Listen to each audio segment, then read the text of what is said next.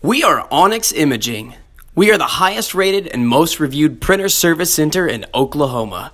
Hello, I'm Nathan with Onyx Imaging. Today we're going to show you how to print off a supply status page so you can see how much toner you have left. So from the menu, we're going to click down to information. Then we're going to check the green check mark. And from the secondary menu, we're going to go down to print supply status page.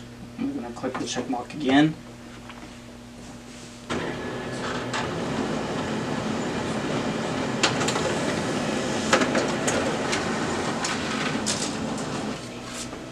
So this page would tell you how much toner you have left, how many pages is remaining, and if your toner is completely empty, it might not show anything material. It might just have a warning or a toner low message. And if you get that, please call us and we can supply you with some supplies. Thank you. Thank you for watching.